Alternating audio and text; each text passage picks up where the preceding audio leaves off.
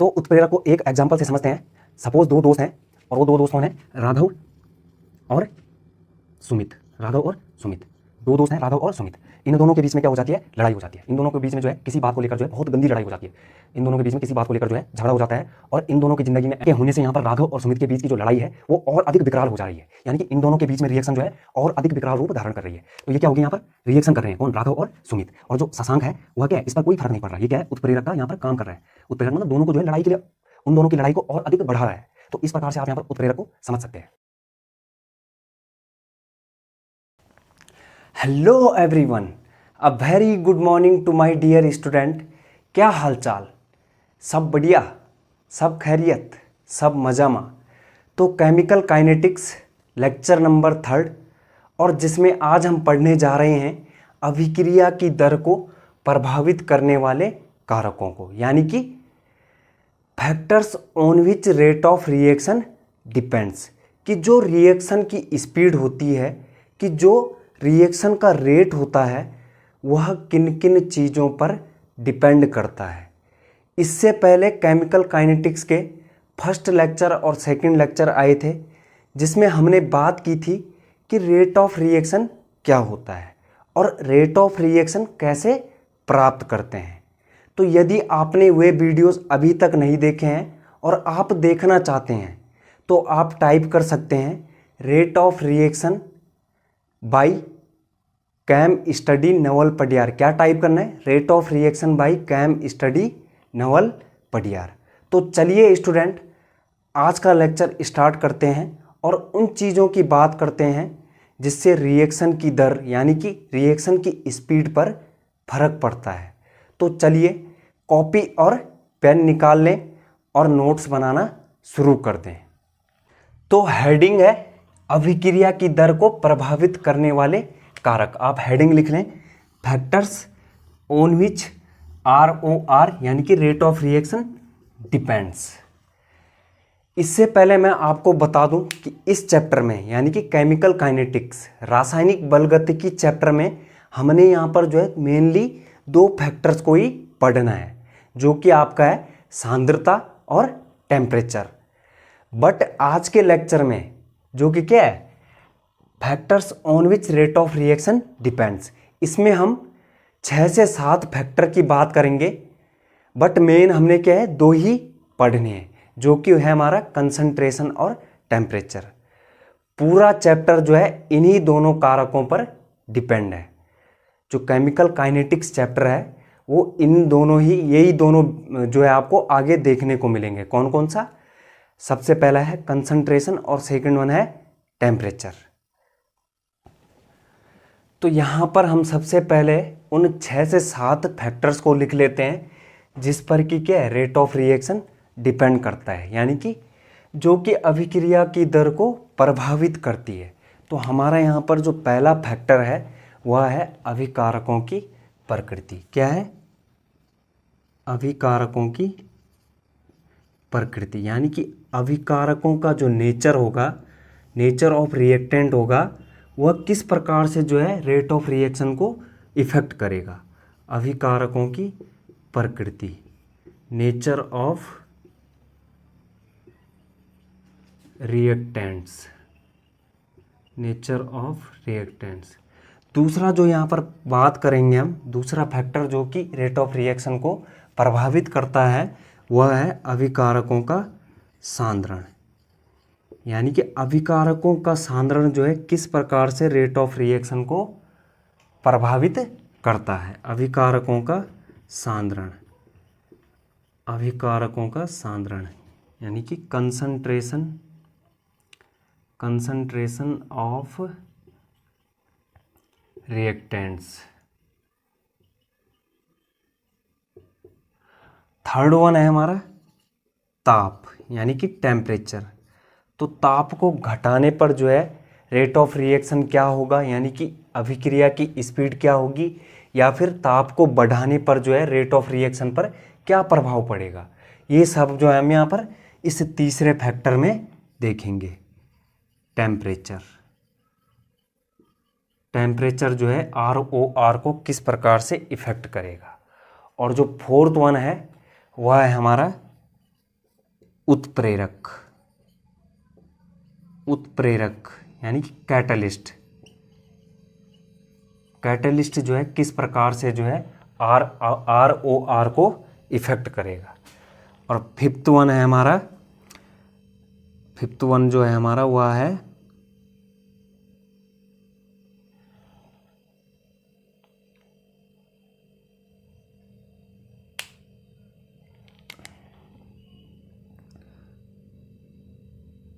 पृष्ठीय क्षेत्रफल यानी कि या फिर सतह क्षेत्रफल,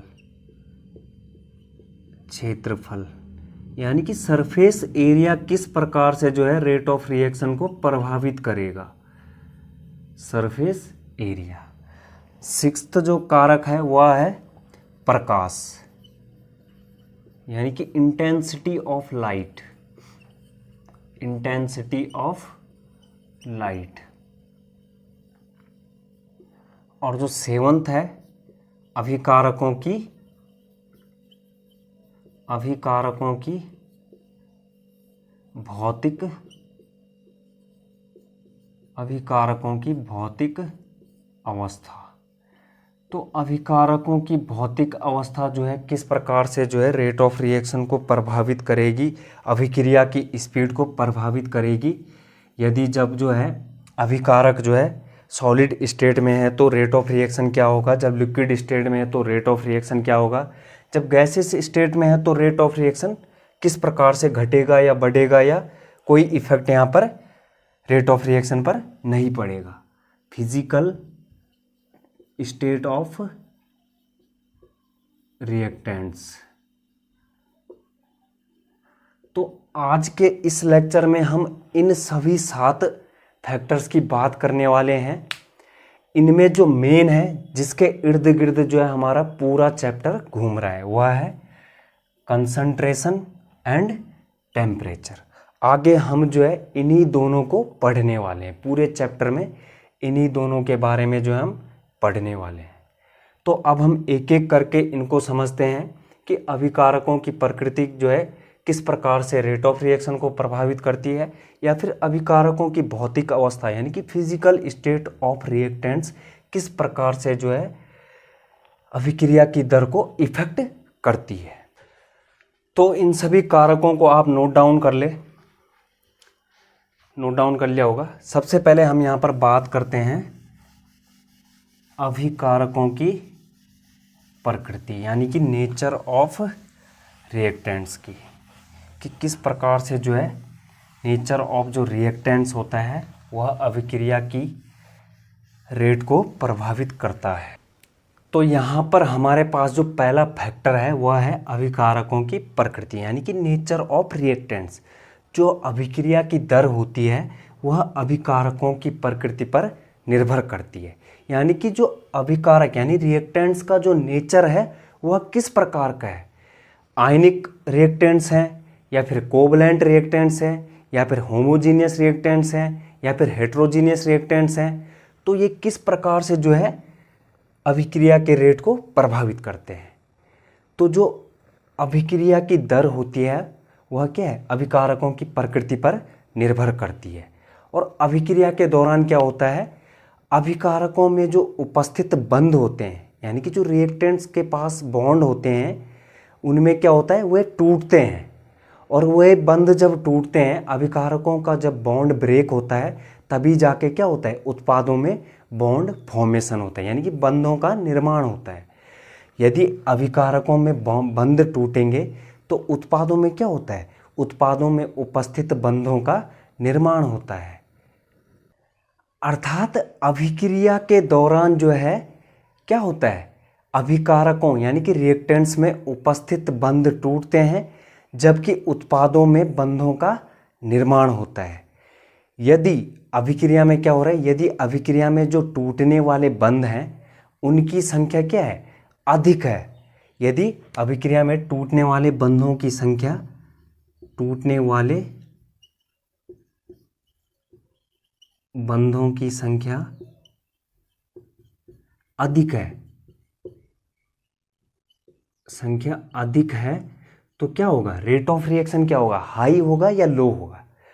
तो रेट ऑफ रिएक्शन क्या हो जाएगा, अभिक्रिया क्या होगी, धीमी गति से होगी, क्योंकि टूटने वाले बंधों की संख्या अधिक है तो बंधों को टूटने में क्या है, ज़्यादा टाइम लगेगा। तो ज़्यादा टाइम लगेगा तो रेट ऑफ रिएक्शन क्या होगा, लो हो जाएगा, यानी कि कम होता है, ROR कम होता है। जो अभिक्रिया है वह धीमी गति से होती है, धीमी स्पीड से या फिर धीमी गति से होती है, धीमी गति से, क्योंकि जब टूटने वाले बंधों की संख्या अधिक होगी तो उसमें क्या होगा, उन बंधों को तोड़ने में जो है अधिक समय लगेगा, धीमी गति से होगी। और यदि इन्हीं टूटने वाले बंधों की संख्या कम हुई, टूटने वाले बंधों की संख्या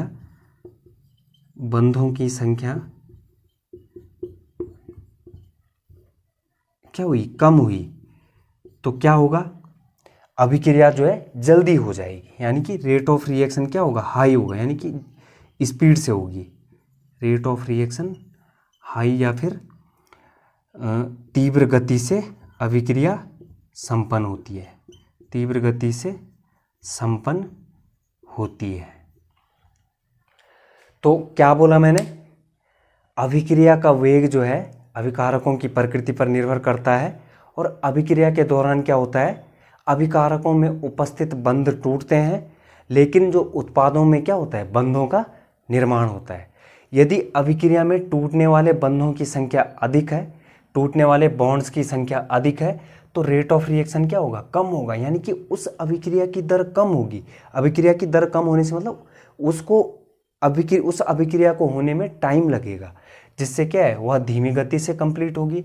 और यदि टूटने वाले बंधों की संख्या, टूटने वाले बॉन्ड की संख्या कम है, तो रेट ऑफ रिएक्शन क्या होगा, हाई होगा, यानी कि वह जल्दी जो है रिएक्शन कंप्लीट हो जाएगी।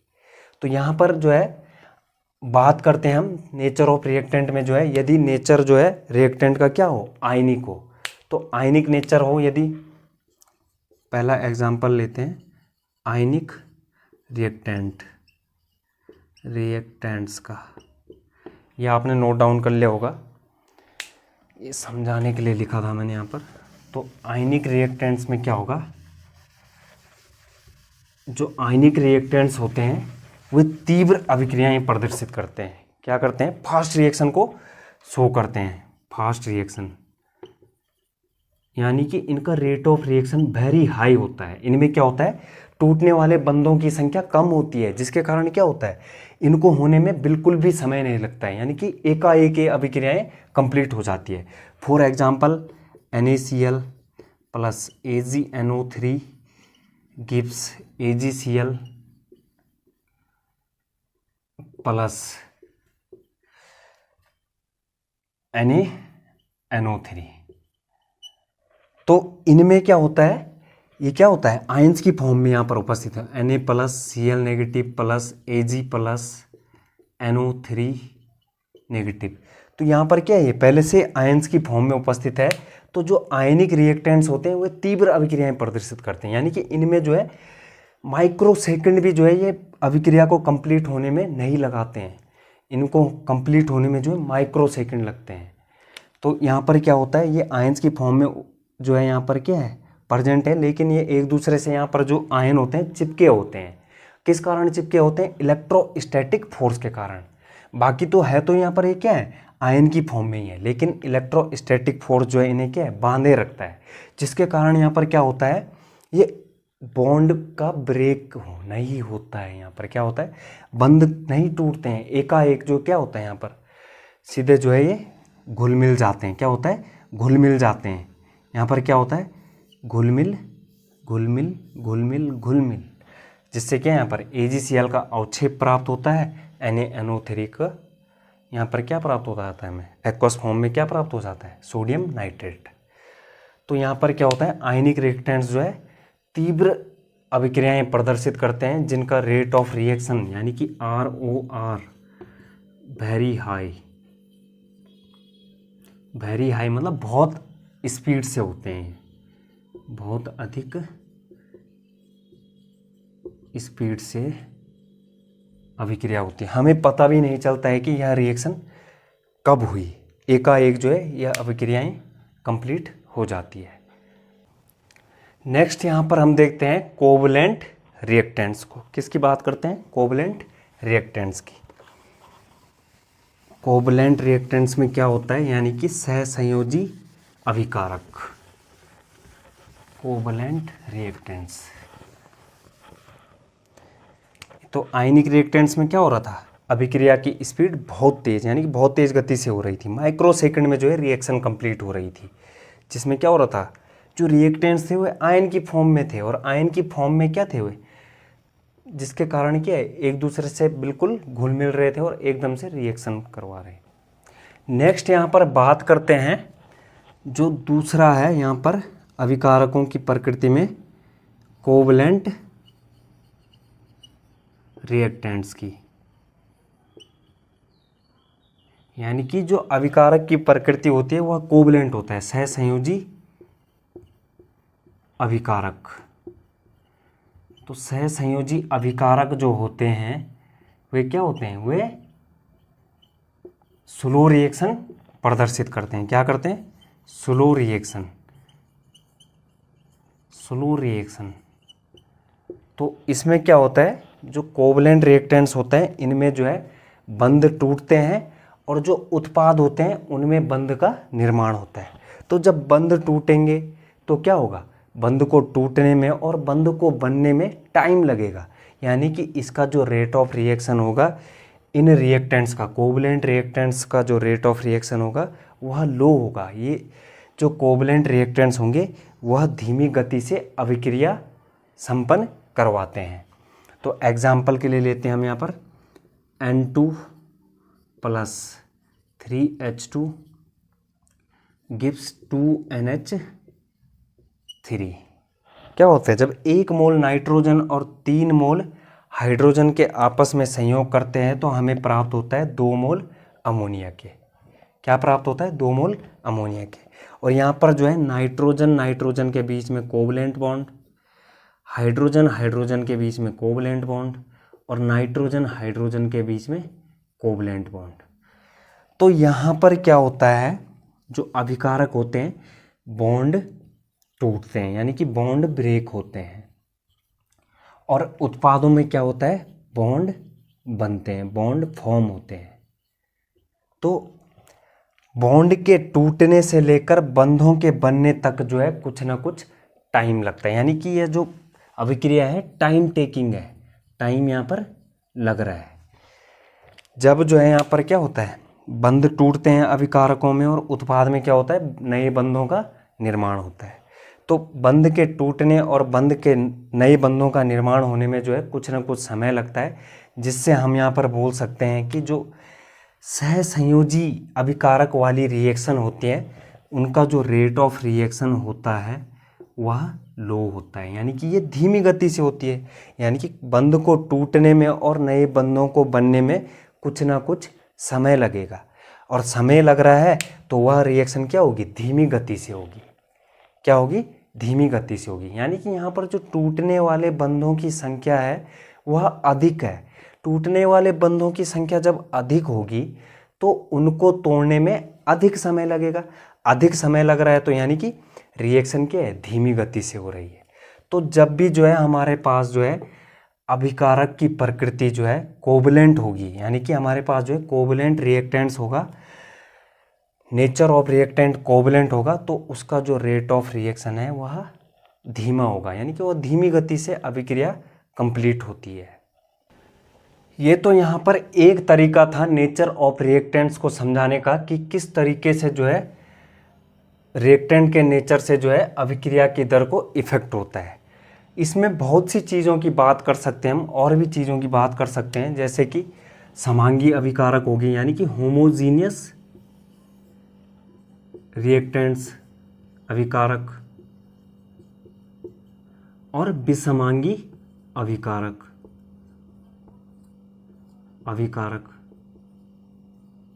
यानी कि हेट्रोजीनियस रिएक्टेंट्स। तो समांगी अभिकारक क्या होते हैं, होमोजीनियस रिएक्टेंट्स क्या होते हैं, वे रिएक्टेंट्स जिनके मॉलिक्यूल का साइज या फिर एटम का साइज जो है सेम होता है, या फिर इक्वली जो है उनमें फोर्स ऑफ अट्रैक्शन होता है, तो उन्हें बोला जाता है समांगी अभिकारक। और इन समांगी अभिकारकों का जो रेट ऑफ रिएक्शन है वो ज़्यादा होता है विसमांगी अभिकारकों से। इसको आप उदाहरण से समझ सकते हैं। हम गधे, आपके बगल वाला गधा, इधर वाला गधा, पीछे वाला गधा, तो क्या हो रखा है, सारे गधे हैं। तो क्या होगा, हम कहते हैं ना क्लास में कि सर मेरी फ्रीक्वेंसी जो है इससे मैच करती है। तो यहाँ पे भी क्या होता है, समांगी अभिकारक क्या होते हैं, जिनका एटम का साइज सेम या फिर मॉलिक्यूल का साइज सेम या फिर फोर्स ऑफ अट्रैक्शन सेम होती है।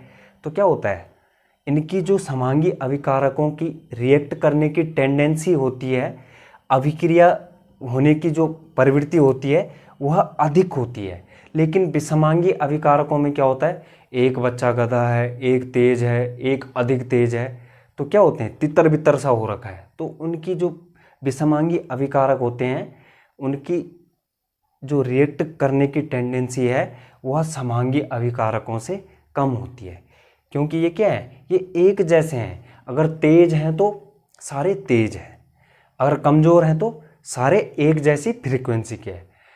कई बारी क्लास में बच्चे क्या बोलते हैं कि सर इससे मेरी फ्रीक्वेंसी मैच कर रही है।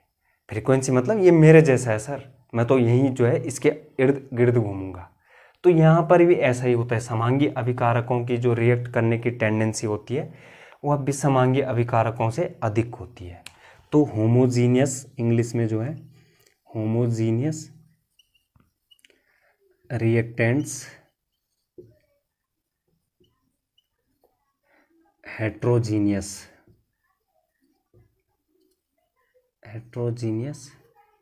रिएक्टेंट्स, यानी कि होमोजीनियस रिएक्टेंट्स का जो रेट ऑफ रिएक्शन होता है वह ज़्यादा होता है, हेट्रोजीनियस रिएक्टेंट्स का क्या होता है, कम होता है। नेक्स्ट यहाँ पर बात करते हैं स्टूडेंट दूसरे फैक्टर की जो कि अभिक्रिया की दर को प्रभावित करता है। वो क्या होगा, कंसंट्रेशन ऑफ रिएक्टेंट्स, यानी कि अभिकारकों का सांद्रण। तो अभिकारकों का सांद्रण जो है किस प्रकार से अभिक्रिया की दर को प्रभावित करता है उसकी चर्चा करते हैं। क्या है दूसरा फैक्टर लिखा था हमने, अभिकारकों का सांद्रण, अभिकारकों का सांद्रण,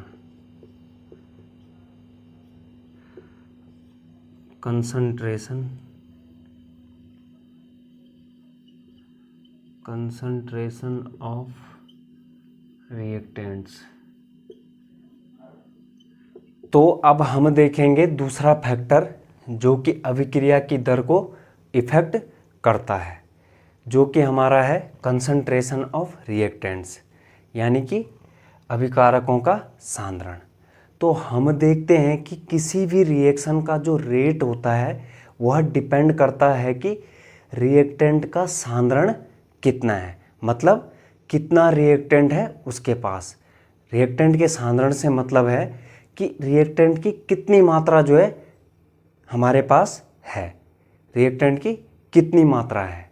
यदि रिएक्टेंट का जो है सांद्रण अधिक है, यानी कि रिएक्टेंट जो है अधिक मात्रा में है, तो उस रिएक्शन का जो रेट होगा वह भी क्या होगा, अधिक होगा।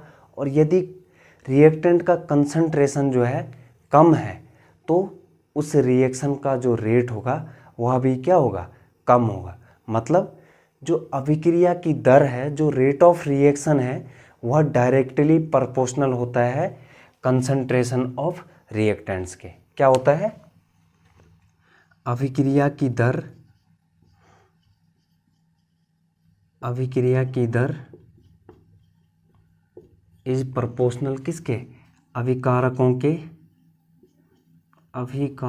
के सांद्रण के गुणनफल के, अभिकारकों के सांद्रण के गुणनफल के समानुपाती होता है। क्या होता है समानुपाती, अभिक्रिया की दर अभिकारकों के सांद्रण के गुणनफल के समानुपाती होता है। यानी कि यदि जो है अभिकारकों का सांद्रण में क्या है, सांद्रण ज़्यादा है तो अभिक्रिया की दर भी क्या होगी, अधिक होगी। यदि जो है कंसंट्रेशन ऑफ रिएक्टेंट कम है तो इसका जो अभिक्रिया की दर होगी वह भी क्या होगी, कम होगी, मतलब डायरेक्टली प्रोपोर्शनल है। ठीक है, इसी वजह से क्या है, ऐसा भी देखा होगा आपने कि जैसे मान लो एक रिएक्शन हो रही है तो बाय डिफ़ॉल्ट क्या होगा, मेरा जो रिएक्टेंट है यानी कि जो रिएक्टेंट का कंसंट्रेशन है वह कम होता जाएगा। जब कोई रिएक्शन होती है तो बाय डिफ़ॉल्ट क्या होता है, जो मेरा रिएक्टेंट का कंसंट्रेशन है, जो रिएक्टेंट की क्वांटिटी है, जो रिएक्टेंट की मात्रा है वह कम होती जाएगी। इसका मतलब जैसे जैसे कोई रिएक्शन होती जा रही है मेरा रिएक्टेंट का कंसंट्रेशन भी कम होता जा रहा है और इसीलिए हमारा रेट ऑफ रिएक्शन भी कम होता जाएगा। मतलब स्टार्टिंग में जो रिएक्शन है बहुत जल्दी होगी, यानी कि बहुत स्पीड से होगी, लेकिन धीरे धीरे रिएक्शन क्या है, रिएक्शन की जो स्पीड है वह स्लो होते जाएगी। मतलब कि स्टार्टिंग में जो है रिएक्शन क्या हो रही है, स्पीड से हो रही है, और धीरे धीरे जब एंड में आ रहे हैं हम तो रिएक्शन की जो स्पीड है वह क्या हो रही है, कम हो रही है। तो आप कहोगे कि ऐसा कैसे, तो इसको मैं आपको एक एग्जाम्पल से समझाता हूँ कि ऐसा क्यों होता है। मान लो चार फ्रेंड हैं और उन्होंने जो है छोटी सी पार्टी ऑर्गेनाइज कर रखी है। क्या कर रखा है, चार फ्रेंड और उन्होंने क्या है, मीटअप पार्टी जो है ऑर्गेनाइज की और उन्होंने क्या किया, 30 समोसे लिए, डाइनिंग टेबल पे जो है 30 समोसे लिए और उन्होंने खाने शुरू किए। तो स्टार्टिंग में क्या होगा, अब आपको पता ही है कि समोसा क्या है, फेवरेट होता है सबका। तो स्टार्टिंग में क्या होता है, जो चारों की स्पीड होगी खाने की वह क्या होगी, बहुत तेज़ होगी, यानी कि चारों जो है बिल्कुल कहीं ध्यान नहीं होगा, कहाँ ध्यान होगा उनका, सीधे समोसों पे सीधे टूट पड़ेंगे। वो जो शुरुआती दौर होगा वहाँ पर क्या होगा, वह बहुत स्पीड से समोसे खाते जाएंगे। लेकिन जैसे जैसे जो है समोसे कम होते जाएंगे, यानी कि जैसे जैसे जो है कंसंट्रेशन ऑफ रिएक्टेंट कम होता जाएगा, यहाँ पर क्या हो रहा है, जैसे जैसे समोसों की संख्या में कमी हो रही है तो रिएक्शन में क्या हो रहा है, जैसे जैसे रिएक्टेंट के कंसंट्रेशन में कमी हो रही है वैसे वैसे क्या है, वैसे वैसे उनका पेट भर जाएगा। किनका, जो चार फ्रेंड थे, जैसे जैसे वो समोसे खा रहे थे उनका क्या है, पेट भर जाएगा।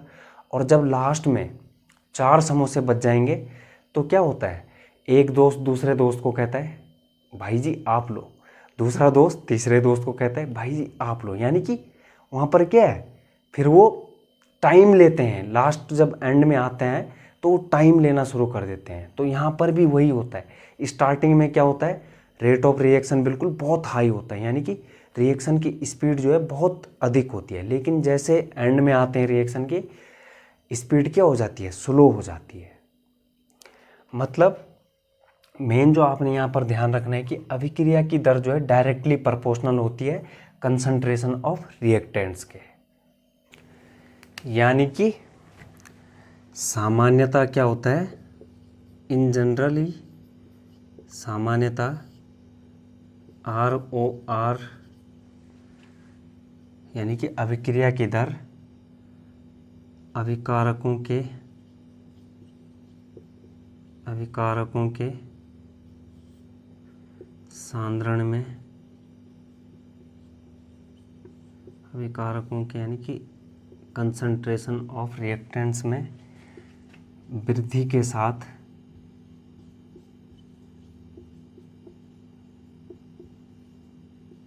बढ़ता है।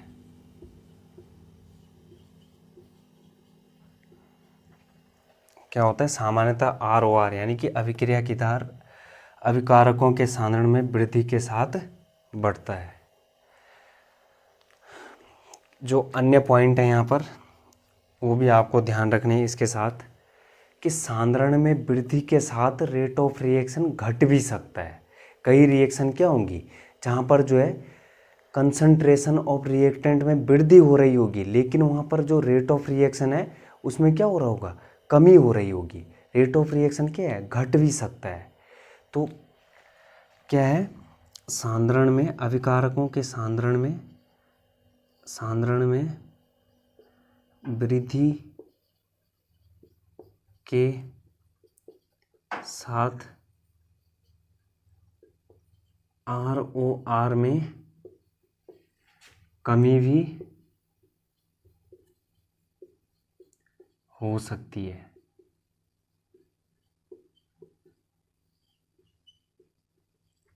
ठीक है, ये तो सामान्यतः इन जनरली बोला है हमने कि अभिक्रिया की दर जो होती है अभिकारकों के सांद्रण के समानुपाती होती है, यानी कि ROR जो है अभिकारक के सांद्रण में वृद्धि के साथ बढ़ता है और कमी होने पर घटता है। लेकिन ऐसा भी हो सकता है कई रिएक्शन में कि सांद्रण में वृद्धि के साथ, अभिकारक के सांद्रण में वृद्धि के साथ रेट ऑफ रिएक्शन में कमी हो, क्या हो, कमी भी हो सकती है, या फिर अभिक्रिया के वेग में कोई परिवर्तन ना हो। अभिक्रिया के वेग में नो चेंज, कोई परिवर्तन ना हो। ऐसा भी हो सकता है कि अभिक्रिया के वेग में जो है अभिकारक के सांद्रण में कमी या फिर वृद्धि के साथ कोई चेंज ना हो, या फिर अभिक्रिया की दर जो है, अभिक्रिया की दर उत्पाद के सांद्रण पर भी निर्भर कर सकती है। कई रिएक्शन क्या होंगी जहां पर जो है अभिक्रिया की दर उत्पाद के सांद्रण पर निर्भर करती है, या फिर अभिक्रिया की दर जो है एक अभिकारक या फिर सभी अभिकारकों पर निर्भर करे, या फिर किसी पर भी निर्भर ना करे। तो इसे लिखते हैं यहाँ पर ROR एक अभिकारक या फिर सभी अभिकारकों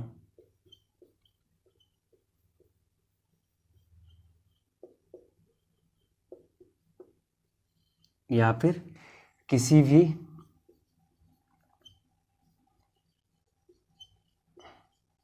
अभिकारक पर निर्भर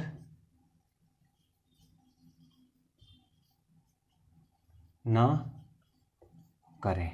तो इतनी सब बातें आपको जो है कंसंट्रेशन ऑफ रिएक्टेंट्स में ध्यान में रखनी है कि अभिक्रिया की दर क्या होती है, अभिकारक के सांद्रण में वृद्धि के साथ बढ़ सकती है, सांद्रण में वृद्धि के साथ रेट ऑफ रिएक्शन कम भी हो सकता है, अभिक्रिया के वेग में कोई चेंज ना हो, या फिर अभिक्रिया की दर जो उत्पाद के सांद्रण पर भी निर्भर करती है, या फिर जो रेट ऑफ रिएक्शन होता है वह जो है रिएक्शन के एक अभिकारक या फिर सभी अभिकारकों पर निर्भर करे, या फिर किसी भी अभिकारक पर निर्भर ना करे। तो इतनी सब बातें जो है आपको अभिकारकों के सांद्रण में ध्यान रखनी है। इन सभी बिंदुओं से हम जो है यहाँ पर जो हमने लिखे हैं कंक्लूजन निकाल सकते हैं कि क्या जो है हम जब भी कंसंट्रेशन ऑफ रिएक्टेंट्स को ज़्यादा लेते हैं, यानी कि जो रिएक्टेंट्स हैं उनकी मात्रा अधिक लेते हैं, क्या है जो अभिकारक है उनको ज़्यादा मात्रा में लेते हैं, तो क्या रेट ऑफ रिएक्शन हमेशा अधिक होगा? तो जनरली बोलूँ, सामान्यता बोलूँ, इसका आंसर यस होगा। क्या होगा कि सामान्यता बात करें तो जब हम अभिकारकों के सांद्रण में जब वृद्धि होती है, यानी कि अभिकारक जो है ज़्यादा मात्रा में लेते हैं, तो जो अभिक्रिया की दर होती है वह बढ़ती है, यानी कि अभिक्रिया की दर क्या होती है, ज़्यादा होती है। लेकिन यह हमेशा सत्य नहीं होता है। कई रिएक्शन में क्या होता है, सांद्रण में वृद्धि के साथ, अभिकारकों के सांद्रण में वृद्धि के साथ क्या होता है, रेट ऑफ रिएक्शन में कमी भी हो सकती है, या फिर रेट ऑफ रिएक्शन में कोई चेंज ना हो, या फिर जो अभिक्रिया की दर है वह उत्पाद के सांद्रण पर निर्भर करे, या फिर रेट ऑफ रिएक्शन जो है एक अभिकारक या सभी अभिकारकों या फिर किसी भी अभिकारक पर निर्भर ना करे। तो इस प्रकार से ये सब पॉइंट आप नोट डाउन कर लेंगे। लेकिन मेन क्या है, सामान्यता जो है रेट ऑफ रिएक्शन अभिकारक के सांद्रण पर निर्भर करता है, यानी कि जो अभिक्रिया की दर होती है अभिकारक के सांद्रण के समानुपाती होती है। तो नेक्स्ट यहाँ पर बात करते हैं स्टूडेंट अगले फैक्टर की, जिस पर क्या है रेट ऑफ रिएक्शन डिपेंड करता है, और वह है हमारा टेम्परेचर, यानी कि तापमान। तो तापमान किस प्रकार से जो है अभिक्रिया की दर को प्रभावित करता है, कौन सा है, ताप, यानी कि टेम्परेचर।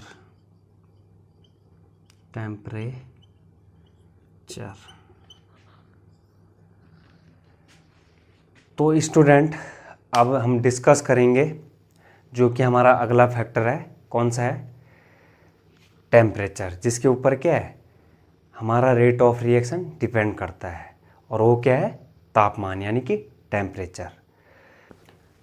तो अभिक्रिया की दर की टेम्परेचर पर निर्भरता को डिटेल में पढ़ने से पहले हमें इस बात से सहमत होना पड़ेगा कि जो रिएक्शन का रेट है वह वाकई में टेम्परेचर पर डिपेंड करता है। ठीक है, तो एक रियल लाइफ एग्जाम्पल लेते हैं, और एग्जाम्पल लेते हैं हम टमाटर का। ठीक है, मान लो टमाटर को मैं ऐसे ही बाहर छोड़ देता हूँ कई दिनों तक, तो मैं देखता हूँ कि लगभग 10 दिन के बाद जो है ये टमाटर सड़ जाता है, बिल्कुल बुरी तरीके से। अब मान लो गर्मी का मौसम है, बिल्कुल भयंकर गर्मी चल रही है, ऐसे टाइम पर क्या होगा, उसी टमाटर को मैं वैसे ही बाहर छोड़ दूंगा तो अब की बार तो ये क्या है 5 दिन में ही सड़ जाएगा। लेकिन यदि इसी टमाटर को मैं फ्रिज के अंदर डाल दूं तो शायद यह 20 से 25 दिन के बाद उतना सड़ेगा। तो हम यहाँ पर क्या नोटिस कर रहे हैं कि जो टमाटर के सड़ने में जो रिएक्शन इसके अंदर हो रही है, उस रिएक्शन का जो स्पीड है वो किससे चेंज हो रहा है, वह किससे चेंज हो रही है, टेम्परेचर से। यानी कि गर्मी के मौसम में क्या हो रहा है, टेम्परेचर बहुत ज़्यादा होता है, जब नॉर्मल टेम्परेचर पर बाहर छोड़ दिया तो तापमान सामान्य है, और जब फ्रिज के अंदर डाल दे रहा हूँ तो तापमान बहुत कम है। तो इन तीनों सिचुएशन में, इन तीनों परिस्थितियों में टेम्परेचर क्या है, अलग अलग है। तो जो रिएक्शन की स्पीड है वह भी क्या है, अलग अलग है। यानी कि गर्मी के मौसम में टमाटर क्या है, जल्दी सड़ जा रहा है, जब क्या है टेम्परेचर बहुत हाई है, और फ्रिज के अंदर टेम्परेचर बहुत कम है, तो बहुत कम टाइम, बहुत ज़्यादा टाइम उसको ख़राब होने में लग रहा है। और तो इससे हम कंक्लूज़न निकाल सकते हैं, हम यह निष्कर्ष निकाल सकते हैं कि सामान्यतः जो रासायनिक अभिक्रियाओं का वेग है वह ताप बढ़ाने पर क्या है, हमेशा बढ़ता है। वहाँ पर आप देख रहे थे कि जब गर्मियों के मौसम में क्या हो रहा था, टमाटर जल्दी खराब हो रहा था, यानी कि वहाँ पर रिएक्शन एकदम बहुत स्पीड से हो रही थी। क्योंकि ताप बढ़ाने पर क्या होता है, अभिकारकों के अणुओं की गतिज ऊर्जा का मान क्या होता है, बढ़ जाता है। तो क्या बोला मैंने, सामान्यतः सभी रासायनिक अभिक्रियाओं का वेग ताप बढ़ाने पर हमेशा बढ़ता है। तो यहाँ पर लिखेंगे सामान्यतः रासायनिक अभिक्रियाओं, सामान्यतः रासायनिक अभिक्रियाओं का वेग ताप बढ़ाने पर बढ़ता है। और कारण क्या है, कारण यह है क्यों बढ़ता है, क्योंकि अभिकारक के अणुओं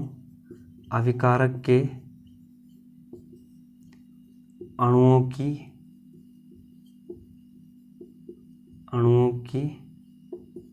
गतिज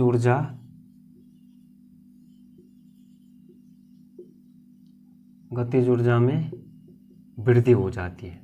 जैसे आप टेम्परेचर में बढ़ोतरी करोगे तो क्या होगा, अणुओं की गतिज ऊर्जा क्या है, बढ़ जाएगी।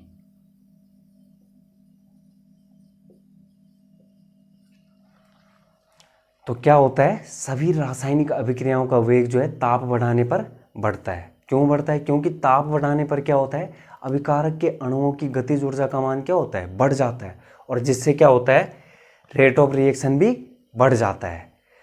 एक सामान्य नियमानुसार क्या होता है कि किसी रासायनिक अभिक्रिया का ताप जो है 10 डिग्री सेंटीग्रेड बढ़ाने पर अभिक्रिया का वेग लगभग क्या है 2 से 3 गुना बढ़ जाता है। क्या होता है,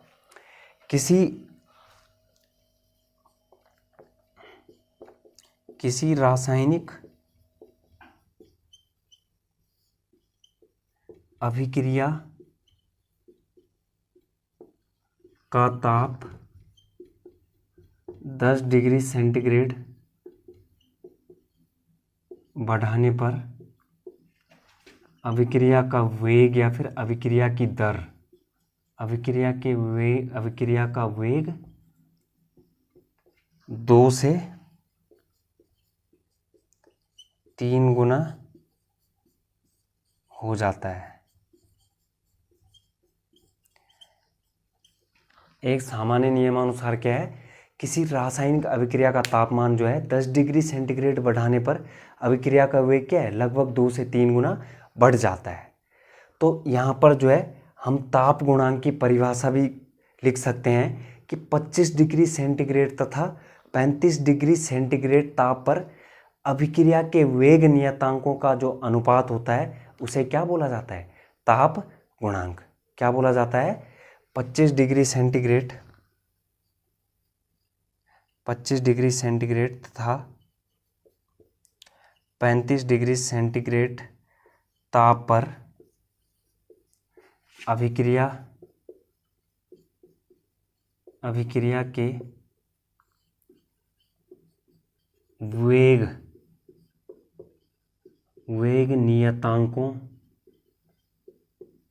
वेग नियतांकों का अनुपात, वेग नियतांकों का अनुपात क्या होता है, ताप गुणांक, यानी कि टेम्परेचर कोफिशिएंट, ताप गुणांक। क्या होता है, ताप गुणांक। तो आप ताप गुणांक इज इक्वल टू लिख सकते हैं, ताप गुणांक इज इक्वल टू K35/K25। क्या लिख सकते हैं, K35/K25। क्या हो रहा है, 10 डिग्री सेंटीग्रेड तापमान में वृद्धि होने पर जो है अभिक्रिया का वेग क्या है 2 से 3 गुना हो जाता है। तो क्या हो जाएगा, 2 से 3 हो जाएगा।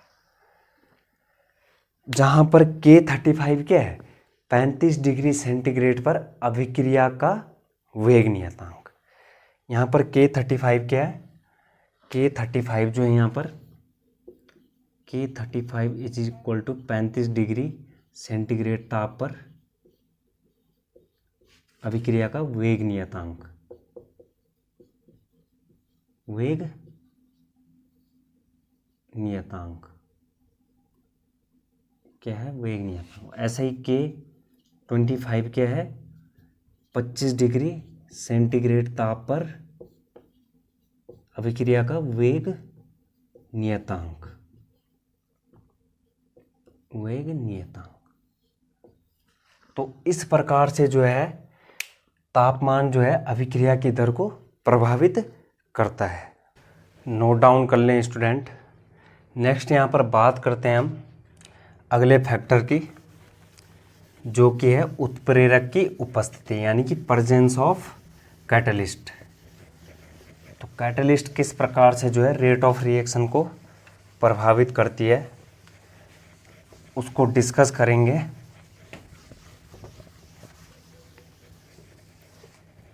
तो चौथा फैक्टर है जो कि रेट ऑफ रिएक्शन को प्रभावित करता है वह है उत्प्रेरक की उपस्थिति, प्रेजेंस ऑफ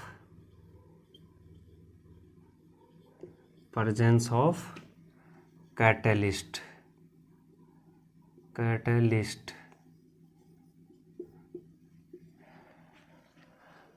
तो डिस्कस करते हैं। सबसे पहले बात करते हैं कि उत्प्रेरक क्या होता है और किस प्रकार से जो है किसी रिएक्शन का रेट जो है उत्प्रेरक पर निर्भर करता है। तो उत्प्रेरक क्या होता है? उत्प्रेरक एक ऐसा पदार्थ होता है जो किसी अभिक्रिया की स्पीड जो है बहुत ज़्यादा बढ़ा देता है। यानी कि कोई रिएक्शन जो है बहुत स्लो हो रही थी और उस रिएक्शन में जो हमने कोई ऐसा पदार्थ मिला दिया जिससे कि क्या है, रिएक्शन एकदम से हो गई। तो वह पदार्थ जो किसी अभिक्रिया की दर को या फिर किसी अभिक्रिया की होने की स्पीड को बढ़ा देता है, लेकिन खुद पर कोई असर नहीं होने देता है। खुद क्या होता है? स्टेबल रहता है, उस पर कोई फर्क नहीं पड़ता है, उसे बोला जाता है कैटलिस्ट। तो उत्प्रेरक को एक एग्जाम्पल से समझते हैं। सपोज दो दोस्त हैं और वो दो दोस्त कौन है? राघव और सुमित। राघव और सुमित दो दोस्त हैं, राघव और सुमित। इन दोनों के बीच में क्या हो जाती है? लड़ाई हो जाती है। इन दोनों के बीच में जो है किसी बात को लेकर जो है बहुत गंदी लड़ाई हो जाती है। इन दोनों के बीच में किसी बात को लेकर जो है झगड़ा हो जाता है और इन दोनों की ज़िंदगी में एंट्री होती है शशांक की। किसकी एंट्री होती है? शशांक की। इन दोनों की ज़िंदगी में एंट्री ले लिए तीसरे बंदे। कौन है वह? शशांक। तो शशांक क्या कर रहे हैं यहाँ पर? शशांक क्या करता है? राघव के पास जाता है। इन दोनों की जो है पहले से ही लड़ाई हो रखी है। पहले से ही क्या है? लड़ाई हो रखी है। शशांक क्या करता है? शशांक राघव के पास जाता है और सुमित की चुगली करता है। किसकी चुगली करता है? सुमित की। और जैसे ही जो है शशांक राघव के पास सुमित की चुगली कर रहा है, वैसे ही जो है राघव को और अधिक गुस्सा आ रहा है और शशांक उसी टाइम क्या कर रहा है? सुमित के पास भी जा रहा है और राघव की चुगली कर रहा है। क्या कर रहा है? उसी टाइम जो है सुमित के पास भी जा रहा है और राघव की चुगली कर रहा है, और जिससे कि सुमित को क्या है? राघव पर और अधिक गुस्सा आ रहा है। यानी कि यहाँ पर शशांक क्या कर रहा है? शशांक जो है खुद पर, उस पर कोई फर्क नहीं पड़ रहा है। यानी कि खुद वह जैसा था वैसा ही है, लेकिन शशांक के होने से यहाँ पर राघव और सुमित के बीच की जो लड़ाई है वो और अधिक विकराल हो जा रही है। यानी कि इन दोनों के बीच में रिएक्शन जो है और अधिक विकराल रूप धारण कर रही है। तो ये क्या हो गया? यहाँ पर रिएक्शन कर रहे हैं। कौन? राघव और सुमित। और जो शशांक है वह क्या है? इस पर कोई फर्क नहीं पड़ रहा है। ये क्या है? उत्प्रेरक का यहाँ पर काम कर रहा है। उत्प्रेरक मतलब दोनों को जो है लड़ाई के लिए, उन दोनों की लड़ाई को और अधिक बढ़ा रहा है। तो इस प्रकार से आप यहाँ पर उत्प्रेरक को समझ सकते हैं।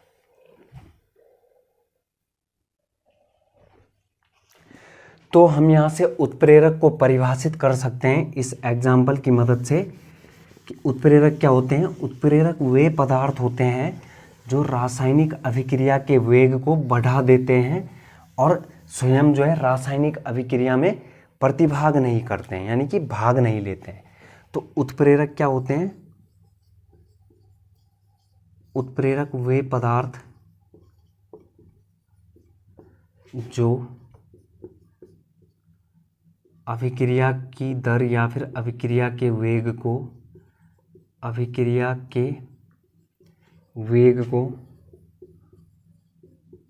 बढ़ा देते हैं। यहाँ पर जब राघव और सुमित के बीच में लड़ाई हुई थी, उसको और अधिक कौन बढ़ा रहा था? शशांक बढ़ा रहा था। यानी कि शशांक क्या है? कैटलिस्ट हो गया, उत्प्रेरक हो गया, और स्वयं अभिक्रिया में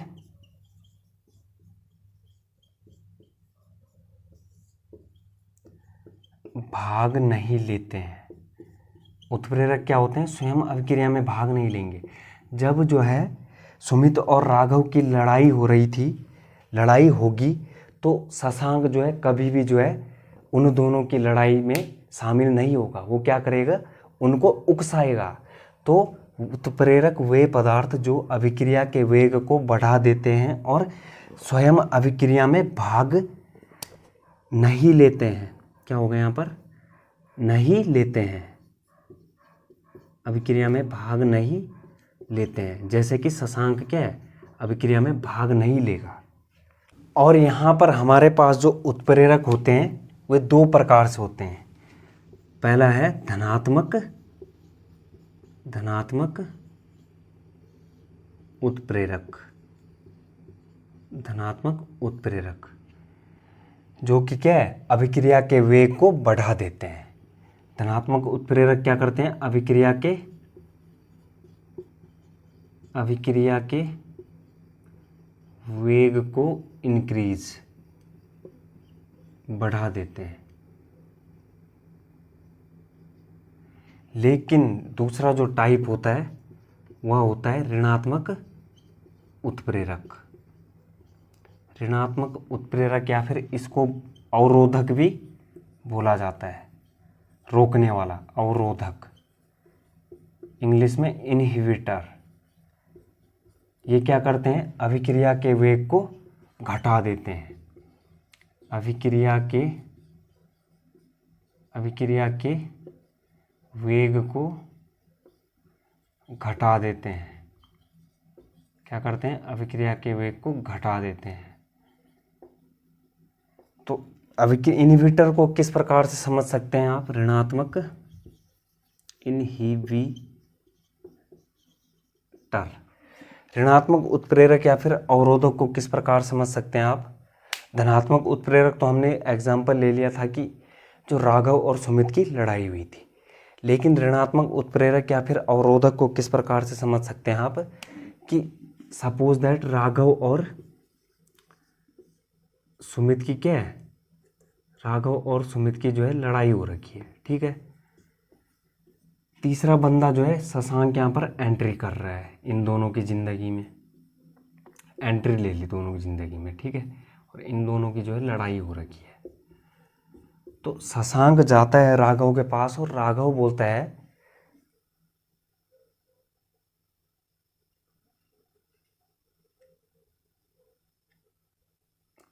तो शशांक जाता है राघव के पास और राघव को बोलता है कि भाई देख, सुमित की कोई गलती नहीं है। क्या नहीं है, सुमित की कोई गलती नहीं। और वहीं दूसरी ओर क्या है, शशांक उसी टाइम जो सुमित के पास भी जाता है और सुमित को समझाता है कि भाई देख, राघव की कोई गलती नहीं है। तो दोनों को क्या कर रहा है, दोनों का जो गुस्सा है एक दूसरे के लिए, राघव का जो गुस्सा सुमित के लिए और सुमित का जो गुस्सा राघव के लिए, उसको जो है कम करने का काम कर रहा है। और कौन कर रहा है, शशांक कर रहा है।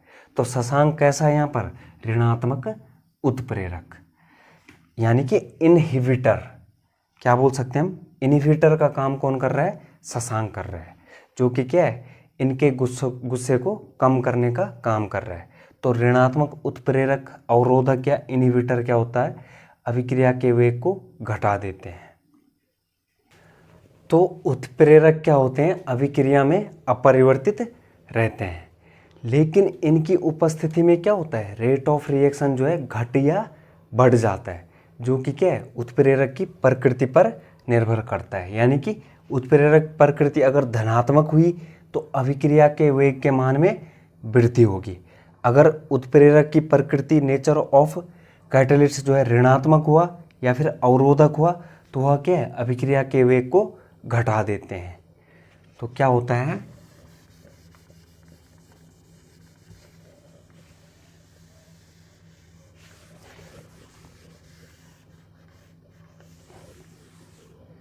जो पहला है वह है धनात्मक उत्प्रेरक।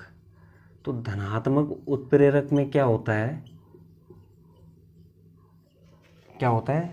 ये जो है अभिक्रिया की सक्रियण ऊर्जा को कम कर देते हैं। सक्रियण ऊर्जा मतलब एक्टिवेशन एनर्जी। तो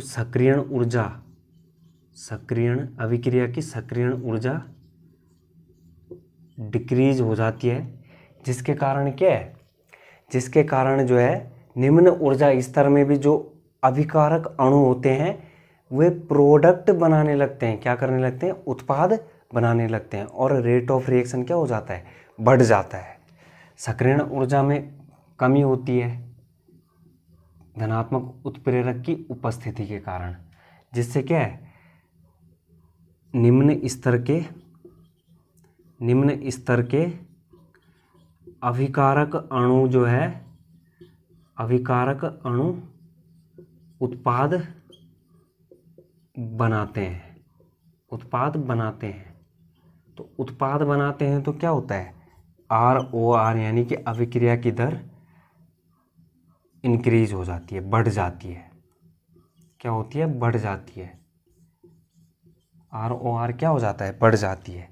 सक्रियण ऊर्जा का आपको थोड़ा बहुत कॉन्सेप्ट क्लियर होगा, नहीं भी है तो यहाँ पर क्या है, ग्राफ दिखा रहा हूँ।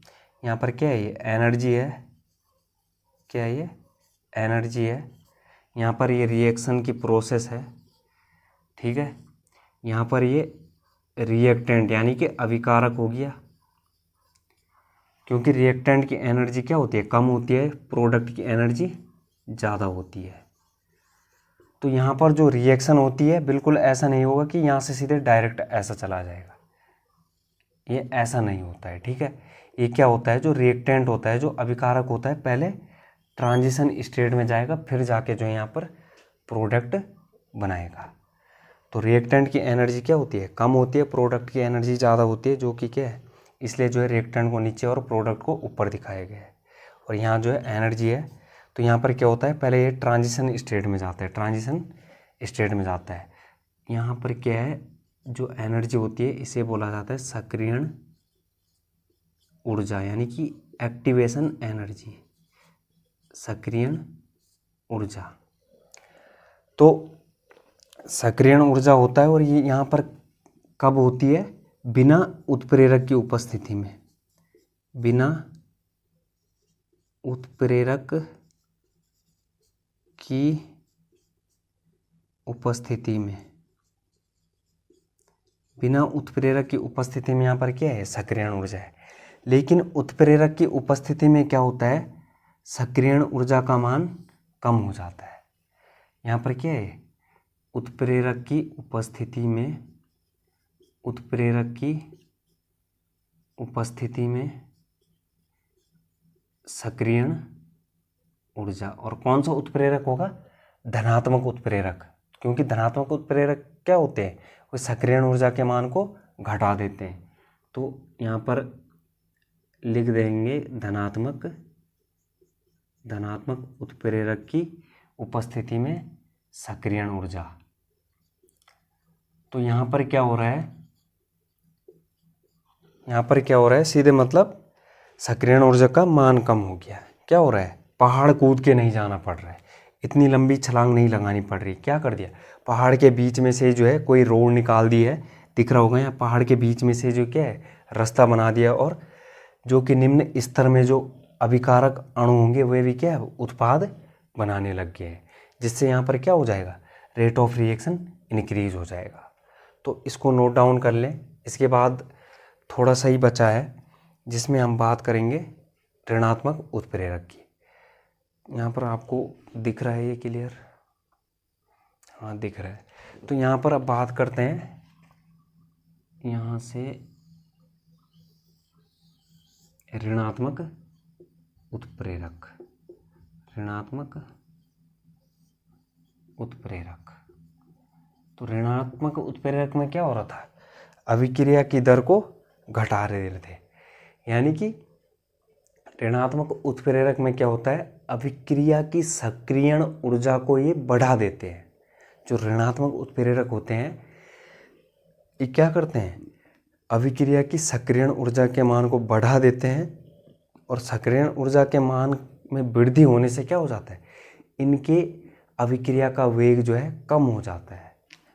यानी कि यहाँ पर क्या होता है,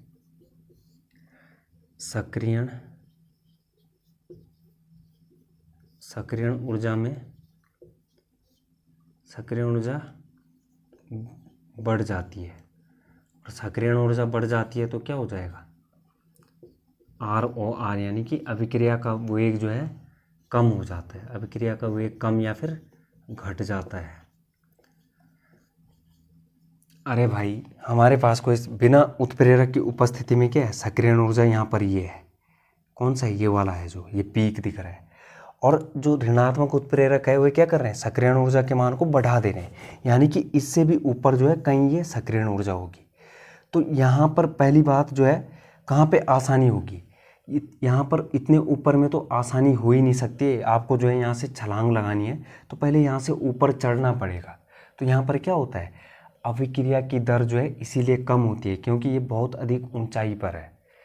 आप खुद बताओ, आपको किसी ऊंचाई से जो छलांग लगानी, लेकिन पहले नीचे से जो है उस ऊंचाई पर जाना भी तो पड़ेगा, तो जाने में टाइम नहीं लगेगा। तो इसीलिए जो है यहाँ पर क्या होता है, ऋणात्मक उत्प्रेरक की उपस्थिति में जो है सक्रियण ऊर्जा का मान बढ़ जाता है और जो ROR होता है वह क्या होता है, घट जाता है। ROR ऑब्वियस सी बात है, जब सक्रियण ऊर्जा बढ़ जाएगी तो उसके ROR अभिक्रिया के वेग में क्या होगा, कमी हो जाएगी, कमी हो जाएगी। तो इस प्रकार से जो है उत्प्रेरक की उपस्थिति में जो है अभिक्रिया की दर प्रभावित होती है। यदि हम उदाहरण की बात करें किसके लिए, उत्प्रेरक के लिए, कि किस प्रकार से जो है रेट ऑफ रिएक्शन जो उत्प्रेरक पर डिपेंड करता है, तो संपर्क विधि में क्या होता है, SO2 plus O2 gives SO3 क्या होता है, तो यहाँ पर हो जाएगा 2 क्या हो जाएगा, SO2 sulphur dioxide plus oxygen gives sulphur try oxide, और किसकी उपस्थिति में, NO की उपस्थिति में, यानी कि नाइट्रिक ऑक्साइड की उपस्थिति में। तो नाइट्रिक ऑक्साइड क्या है, यहाँ पर उत्प्रेरक का काम कर रहा है। ये नाइट्रिक ऑक्साइड क्या है, यहाँ पर उत्प्रेरक का काम कर रहा है। तो यहाँ पर क्या होता है, जो रेट ऑफ रिएक्शन है वह डिपेंड करता है नाइट्रिक ऑक्साइड के सांद्रण पर। किस पर डिपेंड करता है, जो अभिक्रिया की दर होती है वह नाइट्रिक ऑक्साइड के सांद्रण पर निर्भर होती है, और नाइट्रिक ऑक्साइड के यहाँ पर उत्प्रेरक का काम कर रहा है। तो यहाँ पर एक्सपेरिमेंटली देखा गया है कि जो रेट ऑफ रिएक्शन होता है इस प्रोसेस में वह डिपेंड करता है कैटलिस्ट पे। किस पे डिपेंड करता है, कैटलिस्ट के कंसंट्रेशन पे। कैटलिस्ट क्या है यहाँ पर, नाइट्रिक ऑक्साइड। नेक्स्ट यहाँ पर बात करते हैं अगले फैक्टर की। अगला फैक्टर क्या है, अगले फैक्टर की बात करते हैं। अगला फैक्टर पृष्ठीय क्षेत्रफल, यानी कि सरफेस एरिया। फिफ्थ वन क्या है, पृष्ठीय क्षेत्रफल, सरफेस एरिया। तो सरफेस एरिया में क्या होता है, जो अभिक्रिया का वेग होता है, रेट ऑफ रिएक्शन, अभिक्रिया की दर, अभिक्रिया का वेग या फिर जो दर होता है वो डायरेक्टली प्रोपोर्शनल होता है किसके, अभिक्रिया की जो दर होती है वो डायरेक्टली प्रोपोर्शनल होता है पृष्ठीय क्षेत्रफल के। किसके होता है, पृष्ठीय क्षेत्रफल के। इसको हम एग्जाम्पल से समझते हैं। यहाँ पर क्या है, ये चाय का कप है। क्या है, चाय, गरम गरम चाय। क्या है, ये चाय का कप है। ठीक है, ये क्या है, चाय का कप है। या फिर दूध का, आप छोटे बच्चे हो ना तो आपको क्या है, दूध पसंद होगा, तो दूध का कप है। जिसको जो पसंद है वही है ये। ठीक है, इसमें यहाँ पर मैं जो है चीनी नहीं मिला रखी है। इसमें मैंने आपको ऑप्शन दिया, जो फर्स्ट ऑप्शन है वो है ये है, ये है, ये है, और जो सेकंड ऑप्शन है वो है ये है, ये है, ये है, ये है, ये है, ये है, ये है, ये है, ये है, ये है। तो इन दोनों में से जो है कौन से ऑप्शन वाली चीनी जो है जल्दी रिएक्ट कर जाएगी। कई लोग बोल रहे होंगे कि सर ये है बड़ा वाला, बड़ा बड़ा दिख रहा है तो बहुत अच्छा, रेस्टोरेंट में मिलता है। कहाँ मिलता है, रेस्टोरेंट में, तो बड़ा बड़ा दिख रहा है सर, ये जो है अच्छा लग रहा है। देखो, जो ये सेकंड ऑप्शन वाला जो चीनी यहाँ पर दिखाया है ये जल्दी रिएक्ट करेगा।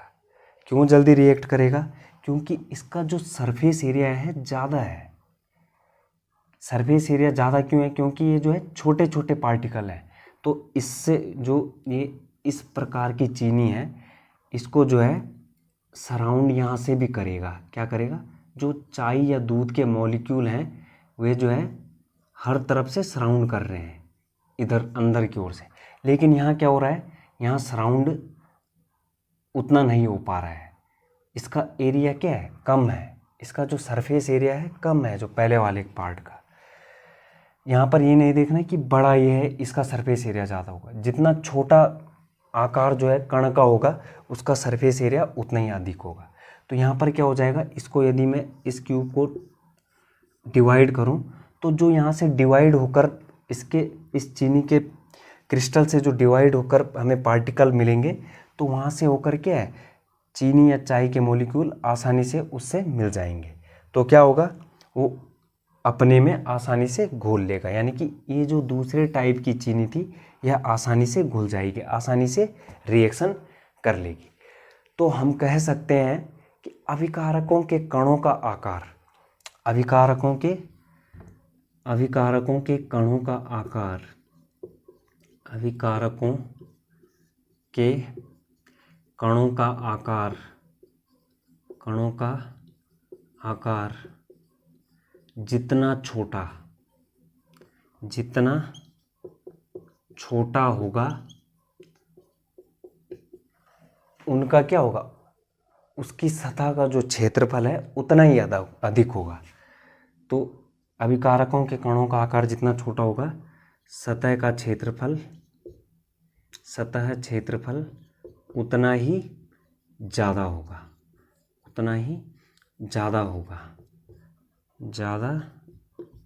होगा, और जब सतही क्षेत्रफल ज़्यादा होगा, क्योंकि यहाँ पर क्या है, ये सरफेस ज़्यादा मिल रहा है चाय के मॉलिक्यूल को जो है, यहाँ पर क्या है, ये सरफेस ज़्यादा मिल रहा है घेरने के लिए, तो इसलिए जो है चीनी क्या है जल्दी यहाँ पर घुल जाएगी। जो सेकंड ऑप्शन वाली है, जो सेकंड ऑप्शन वाली चीनी है वो इस प्रकार से बारीक फॉर्म में थी, इस प्रकार से, तो ये जल्दी घुल जाएगी। लेकिन जो फर्स्ट ऑप्शन वाली चीनी है उसको घुलने में टाइम लगेगा, टाइम टेकिंग प्रोसेस हो जाएगा। तो हम यहाँ से जो है कंक्लूज़न निकाल सकते हैं कि ऐसी अभिक्रियाओं में अभिकारक जो है जितने बारीक चूर्ण की अवस्था में होंगे, जितने बारीक चूर्ण की फॉर्म में होंगे, तो क्या होंगे, वह उतनी तेज़ी से ही रिएक्शन कंप्लीट देंगे। यानी कि जो बारीक चूर्ण की फॉर्म में होंगे वे क्या होंगे, उनका पृष्ठीय क्षेत्रफल अधिक होगा, पृष्ठीय क्षेत्रफल अधिक होगा तो वे क्या है आसानी से रिएक्शन दे देंगे, उतनी ही तेज़ी से रिएक्शन दे देंगे। नेक्स्ट यहाँ पर बात करते हैं स्टूडेंट अगले फैक्टर की, जो कि रेट ऑफ रिएक्शन को इफ़ेक्ट करता है, जिस पर क्या है रेट ऑफ रिएक्शन डिपेंड होता है। नेक्स्ट फैक्टर है यहाँ पर प्रकाश की उपस्थिति, जो कि हमारा है छठवां फैक्टर, प्रकाश की उपस्थिति। प्रकाश की उपस्थिति यानी कि प्रेजेंस ऑफ लाइट,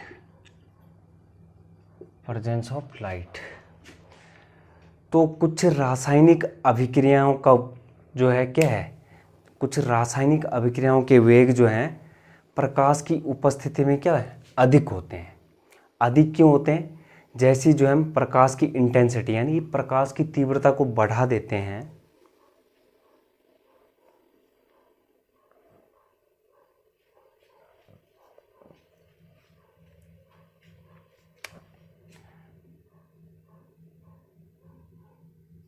लाइट, तो इसमें क्या होता है, कुछ रासायनिक अभिक्रियाओं के वेग जो है प्रकाश की उपस्थिति में अधिक होते हैं, और इन रासायनिक अभिक्रियाओं को जो है फोटोकेमिकल रिएक्शन बोला जाता है।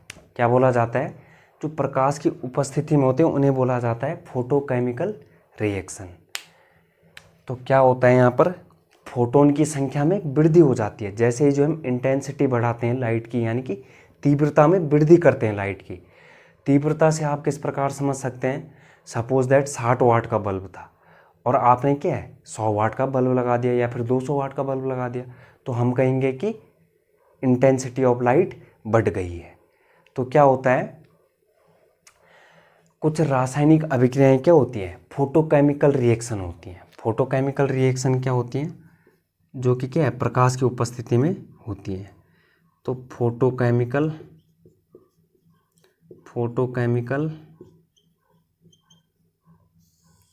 अभिक्रियाएं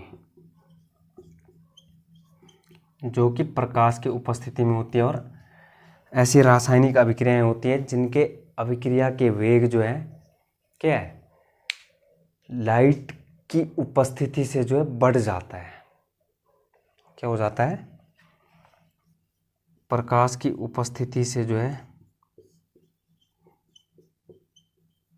या फिर इंटेंसिटी ऑफ लाइट से, प्रकाश की उपस्थिति से अभिक्रिया की दर बढ़ जाती है। क्या हो जाती है, बढ़ जाती है। फॉर एग्जाम्पल आपने कई बार पढ़ा होगा H2+Cl2 gives 2HCl, 2 moles of HCl। और यह अभिक्रिया जो होती है किसकी प्रेजेंस में होती है, H न्यू। और H न्यू क्या है यहाँ पर,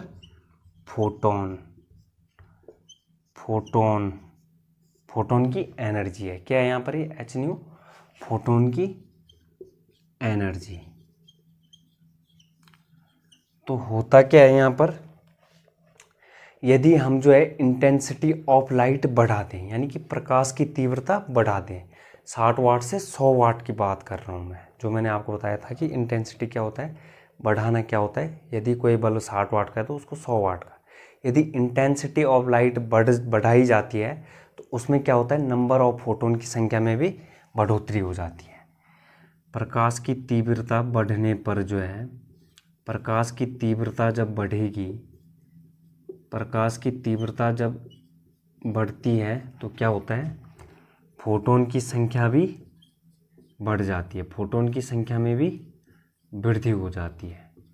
क्या हो जाता है, फोटोन की संख्या में भी वृद्धि हो जाती है। और जब फोटोन की संख्या में वृद्धि हो जाती है तो अभिक्रिया का जो दर है वह भी बढ़ जाता है, रेट ऑफ रिएक्शन में भी वृद्धि हो जाती है।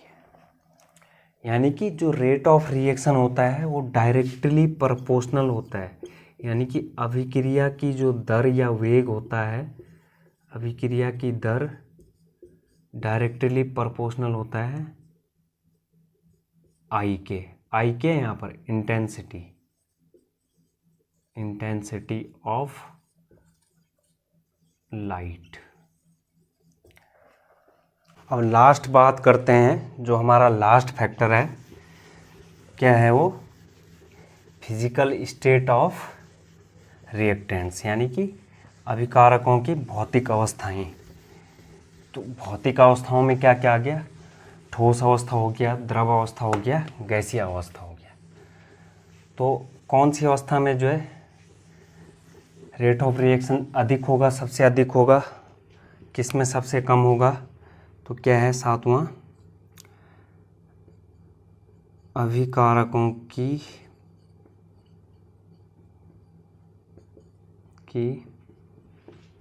भौतिक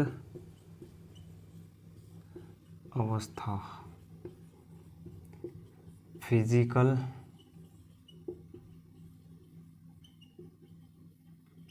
स्टेट ऑफ रिएक्टेंट्स।